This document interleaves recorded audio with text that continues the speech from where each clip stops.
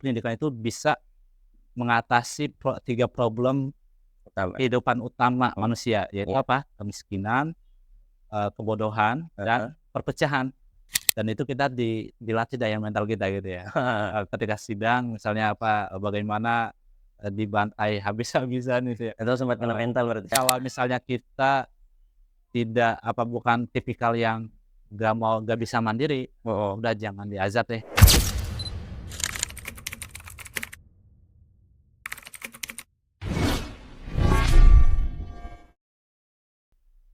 Assalamualaikum kawan Hiwar, senang sekali saya Muhammad Fakhri Hidayat bisa menjumpai kawan Hiwar kali ini dalam program podcast Bincang Tesis. Nah, program Hiwar Media menyuguhkan berbagai tema dan tentunya ini sangat menarik dan sangat sayang untuk kita lewatkan sama-sama ya. Jadi dalam kesempatan kali ini kita akan mengulik tentang sebuah karya ilmiah yang judulnya adalah Dakwah Fathullah Gulen di Timur dan Barat. Jadi di sini kita akan berbincang mengenai karya ilmiah dari salah satu mahasiswa S2 Universitas Al-Azhar Kairo yang membahas seorang tokoh karismatik ini. Dan senang sekali telah hadir langsung bersama saya di studio ini narasumber kita Al-Ustadz Abdul Malik Soim LCMA. Alhamdulillah Ustadz ya. Adapun profil singkat beliau yaitu beliau bernama Al-Ustadz Abdul Malik Soim LCMA. Adapun riwayat pendidikannya, beliau telah menempuh S1 Universitas Al-Azhar Kairo, Fakultas Usuluddin, jurusan Akidah Filsafat, dan melanjutkan S2 Universitas Al-Azhar, Fakultas Usuluddin, jurusan Akidah Filsafat. Alhamdulillah kita sama Ustaz ya. Oh, Saya ya. juga berarti saya junioran tuh Ustaz ya. Ya. Mohon bimbingannya Ustaz nanti. Kemudian pengalaman beliau merupakan seorang co-founder Nur Center, yaitu sebuah bimbingan belajar untuk mahasiswa ASEAN di Kairo. Beliau juga aktif sebagai seorang penulis. Salah satu karya beliau adalah yaitu kitab atau buku Mentari Kasih Sayang Rasulullah Shallallahu Alaihi Wasallam yang meluluhkan kebekuan hati. Ini merupakan karya terjemah dari kitab Syamsur Rahmah karya Rosid Hailamas. Alhamdulillah. Assalamualaikum Ustadz. Ya, waalaikumsalam. Gimana kabarnya Ustadz? Alhamdulillah baik. Alhamdulillah. Semoga antum selalu dibarengi kebaikan, kesehatan dan lain sebagainya. Oke, langsung saja ya. Tema kita kali ini membahas mengenai tokoh Fathullah Gulen. Beliau merupakan seorang pendakwah Islam yang berasal dari Turki dan merupakan salah satu tokoh Muslim yang berpengaruh di dunia. Tapi mungkin untuk beberapa orang nama ini masih kedengarannya asing ya dan belum terlalu familiar. Bahkan ada yang baru pertama kali mendengar. Jadi tepat sekali ya. Pada kesempatan kali ini kita akan berbincang dan berkenalan lebih dalam dengan seseorang yang sosoknya ini berhasil menarik Ustadz Abdul Malik untuk membahas serta menuliskannya di dalam karya tulis ilmiah beliau ini. Jadi nanti kita akan bertanya gitu, sebenarnya siapa sih Fathullah Gulen ini? Siapa Ustadz Fathullah Gulen ini? Apa saja peran beliau khususnya di bidang dakwah Islamiyah? Mungkin kita langsung aja ya Ustadz ya. Baik. Kita langsung aja ke pertanyaan pertama. Menurut Ustadz, siapakah Ustadz Fathullah Gulen itu? Baik, bismillahirrahmanirrahim. Assalamualaikum warahmatullahi wabarakatuh. Alhamdulillah wassalatu wassalamu ala Rasulillah wa ala alihi wa sahbihi wa mawala wa tabi'ahu wa ba'd. Pertama terima kasih banyak atas undangan dari tim Hiwar Media. Sama-sama. Semoga selalu diberkahi. Amin ya Rabb. Dan terus menebarkan kebermanfaatan ini ke Ya Rabb. khalayak masyarakat masjid seperti itu ya.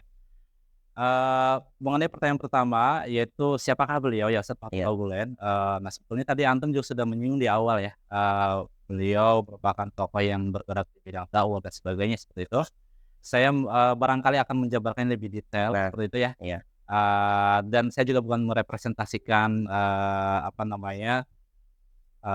organisasi manapun gitu ya. Saya hanya menjelaskan apa yang saya ketahui seperti itu. Nah beliau Ustadz Fathullah Gulen ini merupakan ulama karismatik dan juga pemikir ensiklopedis. Beliau lahir di Turki yang memiliki karya-karya yang melimpah dan telah diterjemahkan ke dalam kurang lebih 40 bahasa. 40 bahasa. Ya, termasuk bahasa Indonesia, bahasa Arab, dan bahasa-bahasa populer yang ada di dunia, seperti itu. Nah, selain dikenal sebagai, tokoh yang bergerak di bidang dakwah dan pendidikan, ternyata beliau juga dikenal sebagai tokoh atau public figure yang, tokoh dialog, seperti itu. Yang membawa pesan-pesan perdamaian dunia, seperti itu. Baik di tingkat, lintas agama maupun di tingkat masyarakat, sosial, seperti itu. Jadi ulama sekaligus dai Ustaz ya? Ya, ulama, dai, banyaklah, lakomnya banyak ya, pemikir, kemudian ulama juga gitu ya, faqih juga, seperti itu ya. Bahkan sufi juga, seperti itu ya. Nah, maka dari itu tak heran jika beliau dinobatkan sebagai orang nomor 1 yang paling berpengaruh di dunia. Yang data ini saya dapatkan dari Foreign Policy tahun 2008 kalau nggak salah. Kemudian disusul juga dengan penghargaan dari Gandhi Award, di mana beliau dinobatkan sebagai tokoh perdamaian dunia pada tahun 2015, seperti itu. Jadi kurang lebihnya seperti itu. Berarti emang kekhususan dakwah beliau ini di bidang kemanusiaan Ustaz ya? Sampai mendapatkan pengaruh di berbagai kalangan gitu ya. Insyaallah. Berarti antum tentunya udah lama ya mengkaji kemudian membaca buku-buku dari beliau ini. Kira-kira sejak kapan Ustaz antum mulai mengenal dan membaca buku-buku karya dari Ustadz Fathullah Gulen? Ya, kalau kita ingin menarik ya ingatan gitu ya. Mungkin ketika S1 ya pada tahun 3 tepatnya. Pemilihan jurusan. Bukan itu, sebetulnya ketika itu pun hal yang tak terduga gitu ya. Dikenalkan oleh salah satu senior, yaitu buku yang pertama kali yang saya baca adalah buku Nurul Khalid, yaitu kitab yang mengulas seputar sirah Nabi gitu ya. Di mana kitab ini juga diajarkan oleh Maulana Syekh Fatih Hijazi di Masjid Al-Azhar dalam kurun waktu yang lama gitu ya. Mungkin dimulai dari tahun 2000 berapa gitu, 2011, 2012 gitu ya. Kemudian baru selesai sekitar tahun era Covid gitu ya. Kayak gitu. Jadi cukup lama dan konsisten dan seperti itu. Pertama kali saya membaca karya beliau yaitu di Nurul Khalid. Itu bidang sirah ya Ustaz ya? Bidang sirah. Kemudian berarti itu termasuk karangan dari beliau yang paling antum sukai gitu ya? Atau masih ada lagi kitab beliau yang mungkin antum suka gitu? Ya, sebetulnya itu pertanyaan menarik juga bahwa sejujurnya buku-buku beliau itu hampir semuanya saya suka. Semuanya menarik. Semuanya menarik dan suka gitu ya. Kenapa? Karena gaya bahasanya yang mudah dipahami gitu ya oleh para pembaca, baik itu orang yang memiliki tingkat pemahaman yang tinggi maupun rendah gitu ya. Semuanya bisa paham gitu. Berarti itu mungkin jadi salah satu alasan ya untuk menuliskan di tesis. Betul. Menariknya memang karya-karya beliau itu diadaptasi atau disarikan dari rekaman khutbah beliau, khutbah Jumat di masjid di Turki gitu ya. Dan juga hasil dari berangkat dari pertanyaan jamaahnya atau para pemuda pada waktu itu yang hadir di benak para pemuda ya terkait dengan persoalan keimanan, persoalan tentang kehidupan gitu ya. Menyangkut keimanan dan tentang akidah segala macam gitu ya. Di mana kita tahu bahwa pada saat di zaman beliau hidup ya, itu ya Turki tahu sendiri ya, negara sekuler pada waktu itu. Di mana pemikiran materialisme itu mudah dijumpai gitu ya. Karena itulah dari rekaman-rekaman itu disarikan menjadi buku series gitu ya, yaitu jawaban atas pertanyaan-pertanyaan yang membingungkan. Nah, jadi salah satu bukunya misalnya kayak ada Ar-Raddu 'ala Syubhatil 'Ashr gitu ya, buku tentang bantahan. Ada juga buku Nahwal Aqidah Shahihah, ada juga misalnya kitab Al-Mawsyur dan sebagainya. itu hanya buku series tentang, apa namanya, disarikan dari Iya. pertanyaan-pertanyaan anak muda seperti itu ya. Oh, Pertanyaan-pertanyaan nakal kayak misalnya, siapa yang menciptakan Tuhan gitu ya, iya, siapa kok Tuhan, apa namanya, menciptakan manusia itu tidak sama, tidak setara, ah, sementara di luar sana ada orang-orang yang, dilahirkan tanpa mata, iya, tanpa bisa melihat. Gimana iya, gitu? sepertinya nggak adil ya menurut Orangnya orang-orang nggak adil awam kayak ya. gitu. Nah, makanya Heeh, di situlah, Ustadz Fathullah Gulen bisa menjawab dengan baik mmm, gitu ya, dengan spontan juga kan, karena kan itu pertanyaan langsung dijawab kayak gitu. iya, Nah, itulah, yang buat saya, menarik gitu ya, oh mhm, ini menarik juga gitu kan bukunya gitu, mhm, dengan apa, perspektif baru dan, gaya bahasa yang mudah ini juga seperti iya. Berarti emang dakwah beliau itu sangat cocok tentunya di kalangan anak muda ya? anak muda ya, Soalnya biasanya kan kalau pendakwah itu biasanya, sasaran dakwahnya itu orang-orang yang tua. Soalnya orang tua kan udah pada nggak tepat sasaran gitu ya. udah pada ingat mati ya. Nah, Tapi kalau anak muda itu berarti ketika ada dai yang berhasil menyentuh hati anak muda, itu dikatakan dai yang sangat berhasil, betul betul. ya, karena dia menyentuh semua golongan, gitu. Nah, menurut antum sendiri, peran dakwah dari Ustadz Fathullah Gulen ini, yaitu, dakwah di timur dan barat itu seperti apa, Ustaz? Baik, nah sebelum menjawab, itu mungkin kita juga harus meyakini bahwa Iya, setiap ulama itu memiliki caranya masing-masing dalam mengekspresikan dakwahnya gitu ya, benar, terhadap orang lain kayak iya, gitu. Nah di sini, misalnya sebagian orang ada yang berdakwah di masjid gitu ya, mhm, ceramah mhm, tiap hari, ada juga sebagian dari mereka yang katakanlah membangun pondok pesantren ya iya, untuk menjalankan dakwahnya kayak gitu, ada sekolah Islam dan sebagainya seperti itu. Nah di sini Ustaz Fathullah Gulen, beliau sendiri cukup menarik ya, iya, beliau dengan slogannya "Service to Humanity" ya, atau "Khidmah lil Insaniyah". iya, Jadi, hizmet gitu definisinya hizmet, bahasa Turki itu. iya hizmet bahasa Turki kan, tapi kalau bahasa Indonesia mungkin khidmah juga. Jadi Heeh, bahwa beliau apa, berkeyakinan bahwa non muslim juga harus perlu merasakan dakwah Islam gitu, mmm, harus merasakan sentuhan ajaran Nabi Muhammad gitu. iya, Nah karena rahmatan lil alamin ya? nah seperti itu.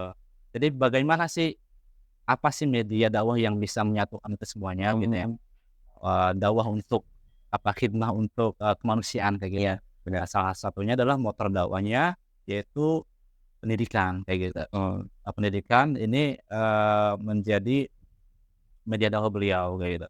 Dari sinilah singkat, cerita ya, beliau, apa namanya, tadi kan pendidikan ya, iya, pendidikan karena bagi beliau pendidikan itu bisa mengatasi 3 problem utama, kehidupan utama mhm, manusia, yaitu iya, apa? Kemiskinan, kebodohan, dan heeh, perpecahan. Kira-kira mhm, untuk mengatasi problematika 3 ini apa sih? Yaitu dengan pendidikan. mhm, Orang pendidikan insya Allah bisa mengatasi 3 masalah utama itu gitu kan. Nah singkat cerita, ya beliau mengajak semua masyarakat dari semua lapisan masyarakat untuk, apa namanya, menjalankan misi itu gitu ya, mewujudkan mhm, misi misi itu, khidmah gitu kan. iya, Itu dengan apa, dengan membangun sekolah, kemudian dengan membangun lembaga-lembaga pendidikan gitu ya, seperti rumah belajar mahasiswa dan, atau universitas, mhm, akademia center. Kebetulan waktu itu dia hanya dibangun di Turki, mmm, kemudian semakin meluas pengaruhnya gitu iya, oleh Ustadz Fathullah Gulen hingga ke belahan dunia lain gitu. itu yang menyebarluaskan itu murid-muridnya tuh? Nah murid-muridnya gitu, yang Mhm, murid-murid yang apa namanya, volunteer gitu ya, iya, volunteer. Dan ini juga merupakan sunnah Nabi juga ya, maksudnya, hijrah, konsep hijrah kan, oh, setiap sahabat kan juga diutus ke berbagai negara untuk, menyebarkan dakwah, mhm, Nabi gitu kan. mhm, Nah di sini juga beliau ingin mengamalkan, sunnah tersebut gitu ya, mmm, untuk menampilkan Islam yang rahmatan lil alamin gitu, iya, melalui pendidikan. mhm, Karena itulah, banyak kita jumpai baik itu di negara Indonesia maupun di Mesir sendiri, sekolah-sekolah, yang berada di naungan beliau gitu ya. iya, Dan menariknya lagi sekolah-sekolah di sini, mmm, apa ya, concern-nya ke ilmu pengetahuan gitu ya, ilmu pengetahuan umum. Jadi bukan ke, apa namanya, harus mempelajari fikih gitu ya, atau apa gitu, enggak.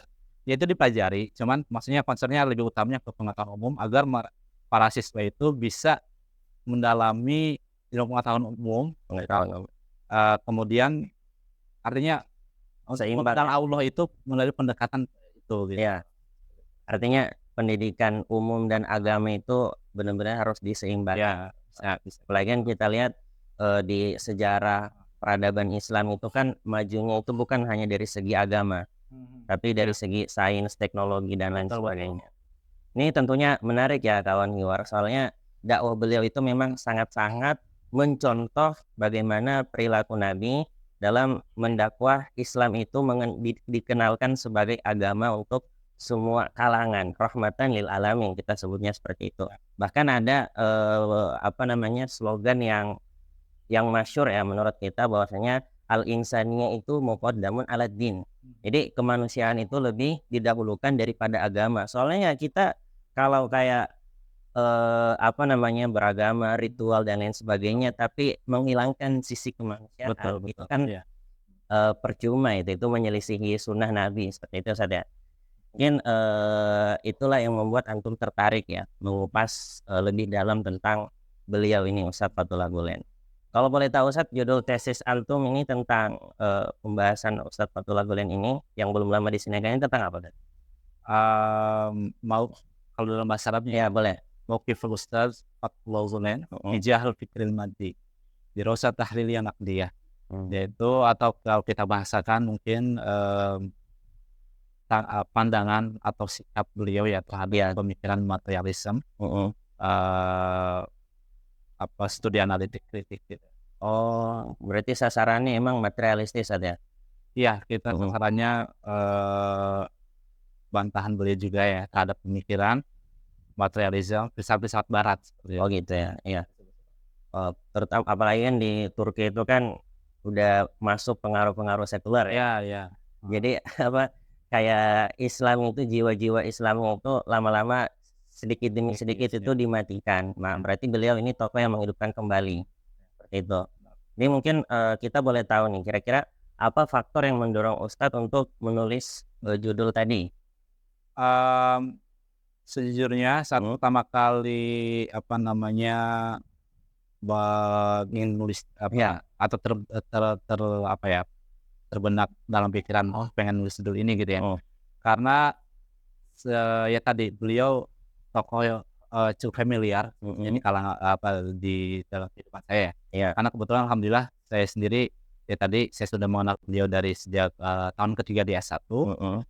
Pada saat itu juga saya juga alhamdulillah mengalami dan menyaksikan salah satu belajar di salah satu lembaga pendidikan beliau gitu. Bisa di rumah belajarnya, rumah belajar mahasiswa di Mesir gitu ya. Kemudian juga saya juga pernah mengajar di salah satu sekolah hizmet juga di Indonesia seperti itu. Oh, udah banyak cabang ini Di Indonesia sudah banyak sekitar 7 lah ya, 7 atau 8.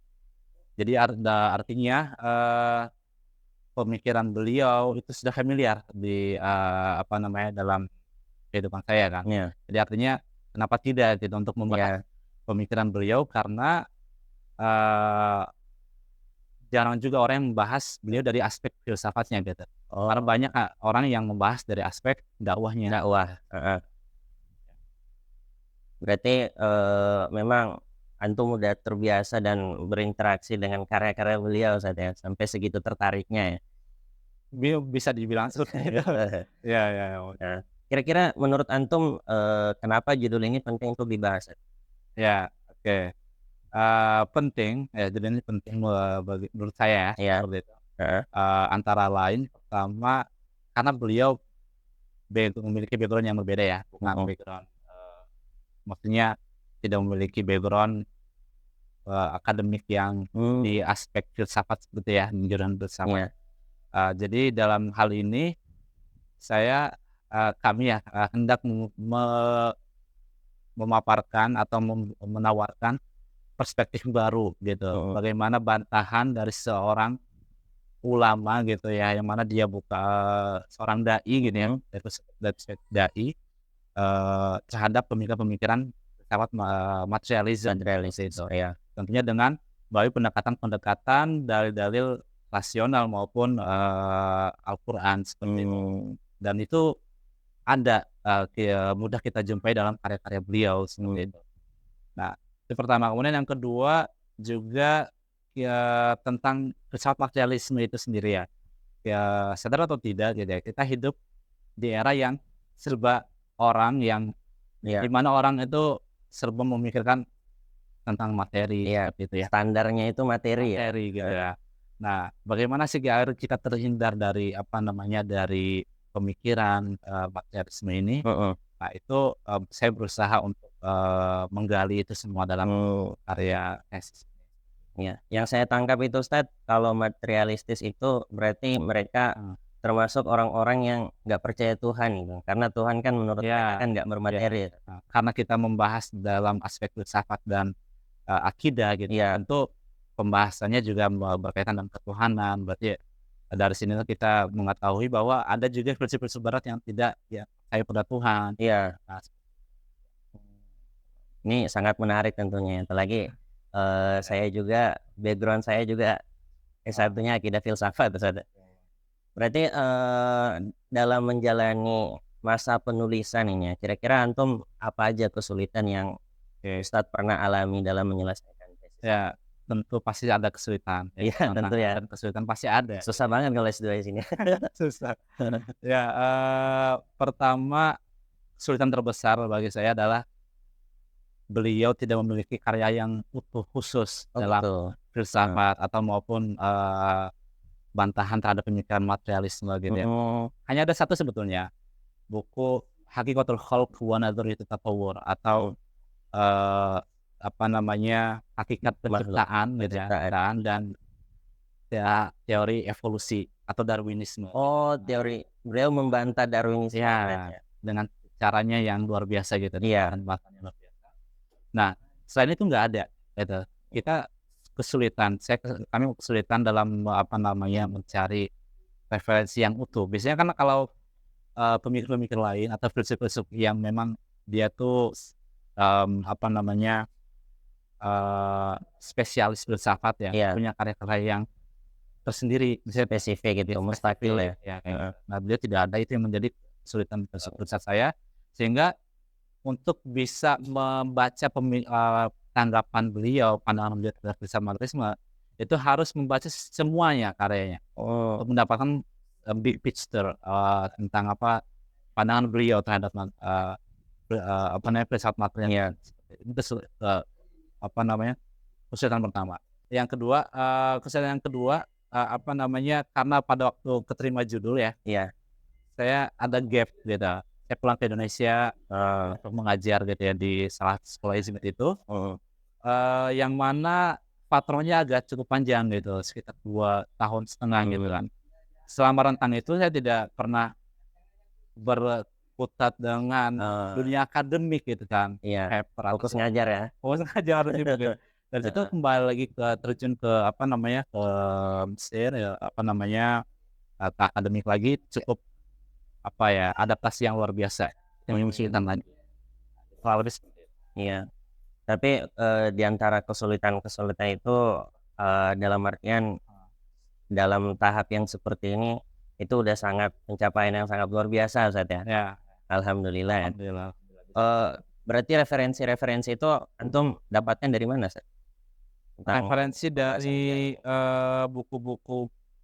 buku-buku ya, karya beliau langsung Iya, maupun karya-karya orang lain yang mhm, membahas tentang beliau, kayak gitu. mmm, Karena berarti banyak juga. iya, jadi penelitiannya lebih ke pustaka ya? Ya, Mencari, menggali-gali ya pustaka benar tentang benar. beliau seperti itu. Baik yang bahasa Arab maupun yang bahasa Turki itu saya juga, cukup baca beberapa gitu ya. Eee, oke Ustadz, jadi di dalam tesis antum itu mungkin kita langsung, menyepil ya, kira-kira kesimpulan dari penelitian tesis antum ini apa Ustadz? Oke, sebenarnya kesimpulannya cukup banyak ya. Ya Nggak secara tidak singkat bisa aja. kita jabarkan dalam satu sesi ini gitu Iya, ya. Barangkali, saya hanya menekankan beberapa poin aja gitu ya. tamam Karena tamam. yang kami bahas itu, tadi ya, beberapa aspek dalam filsafat itu kan ada misalnya tentang seputar ketuhanan, Mmm, agama gitu iya, ya, kemudian akhlak mhm, manusia gitu ya, tentang ilmu pengetahuan, itu yang poin-poin itu yang saya bahas dalam iya, tesis saya. Di situ saya menguraikan pandangan-pandangan para filsuf barat gitu ya, tentang, kenapa mereka tidak, tidak Beriman. beriman kepada Tuhan, Mhm. kenapa mereka mengimani teori Darwinisme, kenapa mereka, mengimani teori positivisme gitu dalam ilmu pengetahuan. Iya. Nah itu, setelah itu saya paparkan juga pandangan dan bantahan dari Syafatul Gulen, seperti itu. Dalam beberapa kesempatan juga, diperkuat dengan dari ulama Islam, seperti itu. Misalnya saya juga kan pandangan Syekh, Imam Fakhruddin Ar-Razi atau Ibnu Rushd gitu ya, Imam Ghazali. Imam Al-Ghazali dalam katakanlah dalam, membuat argumen, keberadaan Tuhan Sebagai penguat berarti sebagai Ustaz ya, penguat, argumen seperti itu ya. penguat. Nah, sejauh pengamatan itu kami juga bisa menilai bahwa, eee, pandangan beliau, Iya. bantahan-bantahan beliau itu layak diperhitungkan dan, memiliki perspektif baru gitu Iya. kan, dalam membantah pemikiran materialisme, seperti itu. Di saat yang sama juga beliau menekankan bahwa, mmm, ketika kita mengkritik hal-hal yang sifatnya berbau dari barat gitu ya, Iya. itu bukan berarti harus menolak semuanya yang bersumber dari barat, kayak gitu. Tetap ambil hikmah. Jadi ada hal-hal yang bisa kita pelajari gitu, Iya. karena tentang teknologi, ilmu pengetahuan, kemajuannya gitu ya. Itu bisa kita pelajari. Karena itulah sekolah-sekolah yang beliau bangun gitu ya, yang terinspirasi dari beliau gitu ya, itu banyak sekali yang istifadah ya, banyak istifadah dari kemajuan teknologi barat. Iya. Jadi intinya, eee, beliau mengkritik dengan begitu tajam juga terhadap, para pemikiran materialisme dengan argumen-argumen, rasional Teknologis, maupun iya. Al-Quran gitu ya. Tapi di saat yang sama juga beliau tidak menolak seutuhnya, Iya. pemikiran barat kayak gitu. Ada beberapa hal yang bisa kita ambil, ada beberapa hal kita, buang. Iya. Karena kan emang sejarah, peradaban Islam itu kan sempat mengadopsi atau menerjemahkan buku-buku filsafat barat ya, Betul. terutama Yunani, seperti itu. Dan tentunya juga ada sebuah hadis atau apalah itu tentang, al-hikmatu dolatul mu'min. Jadi hikmah itu adalah sesuatu yang hilang dari seorang mukmin. Jadi kita harus, karena sesuatu itu hilang, tentunya kita harus mencari hikmah tersebut entah dari siapapun itu, seperti itu. Oke Ustaz, mungkin, karena ini kan antum sebagai motivasi ya bagi kita-kita di adik kelas antum yang istilahnya itu baru selesai dari S1 atau yang masih sementara S1, kira-kira menurut Ustadz apa yang spesial menulis tesis di Al-Azhar gitu? Wah, Apa yang menjadi alasan antum untuk lanjut dan menulis tesis di Al-Azhar dibandingkan universitas lain? cukup spesial, sangat spesial. Apa itu? Iya, karena, pertama kita bisa dibimbing langsung oleh guru besar spesialis lagi ya, karena, jarang sekali di Indonesia misalnya langsung guru besar yang bimbing gitu kan, Iya. itu cukup jarang ya. Dan di sini, kita dibimbing langsung oleh guru besar, kemudian banyak hal-hal yang baru dari situ gitu ya, selama prosesnya. Itu satu kesyukuran yang luar biasa dan sangat spesial menurut saya sih, seperti itu. Iya. Kemudian yang kedua, integritas. Itu yang dimiliki oleh para masyayikh Azhar gitu ya, dan para, tenaga pendidik di Al-Azhar ya, di universitasnya. Itu mereka punya integritas yang cukup tinggi, Iya. yang membuat, kita itu, keren juga gitu ya, Al-Azhar gitu ya, bisa mempertahankan integritasnya. Meskipun, kita punya hubungan baik dengan, mereka gitu ya, tetapi tetap karya ilmiah gitu, ketika kita salah ya kita akan disalahkan gitu ya. Jadi Al-Azhar tidak pandang bulu gitu ya, Masih objektif ya? sangat objektif Iya. gitu ya. Dan itu kita dilatih daya mental kita gitu ya. Ketika sidang misalnya bagaimana, dibantai habis-habisan gitu ya. Atau sempat kena mental berarti? Iya, sebagai manusia normal ya saya kena mental itu gitu Iya. ya. Cuman ya saya ambil pelajarannya karena dari situlah kita bisa belajar gitu ya. Bisa, mendapatkan banyak hal baru dari para dosen pembimbing maupun penguji seperti itu. Mungkin karena, apa namanya, S2 lanjut S2 di Al-Azhar itu biasanya yang menjadi kendala orang-orang itu karena waktunya. Kayaknya Ya waktu. katanya kelamaan. Tapi justru orang-orang yang mengambil S2 di sini itu justru memanfaatkan waktu yang lama itu untuk Benar. lebih menggali lebih banyak, Ya kayak ya, seperti bisa itu. juga, benar. Heeh. Dan dibutuhkan kemandirian juga. Jadi Iya, kalau misalnya kita tidak apa, bukan tipikal yang nggak bisa mandiri, udah jangan diazab deh. Kalau bisa jangan udah diazab, iya, daripada umur kita habis gitu ya, waktu kita heeh, habis di sini gitu. heeh. Berarti antum udah sering ya, sering membaca dan menulis, tentunya kan menulis tesis ini, sangat-sangat dibutuhkan perjuangan yang sangat besar gitu. Sangat Dan itu sangat dituntut kemandirian, terutama menulis, sangat membaca dan lain sebagainya. tepat. Oke, jadi, kawan Hiwar, sekian tadi kita mengenal sosok Fethullah Gülen, yaitu seorang ulama Turki yang berperan dalam dakwah Islamiyah, terutama di bidang, akidah dan filsafat, Ustaz, ya. Dan juga kita udah dengarkan tadi beberapa pergerakan atau gerakan-gerakan dan karya-karya dari Ustadz Fethullah Gülen. Nah, sampai bahkan dengan, dakwah beliau dan juga dengan jihad beliau, itu sampai beliau dinobatkan menjadi salah satu dari 100 tokoh muslim yang berpengaruh di dunia, Ustaz, ya. Nah, jadi sangat luar biasa ya, dan ini juga menjadi motivasi bagi kita semua bagaimana cara kita berinteraksi dengan karya-karya ulama yang sangat luar biasa. Oke, mungkin, itu saja. Terima kasih banyak Ustadz Abdul Ya, Malik telah sama-sama. bersedia hadir, dan berbagi ilmu pengetahuan dalam menulis tesisnya.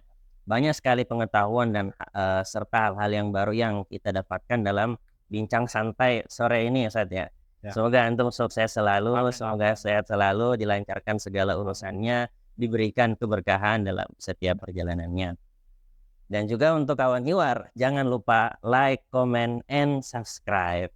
Saya Muhammad Fahri Hidayat, mohon pamit undur diri. Terima kasih. Wassalamualaikum warahmatullahi wabarakatuh.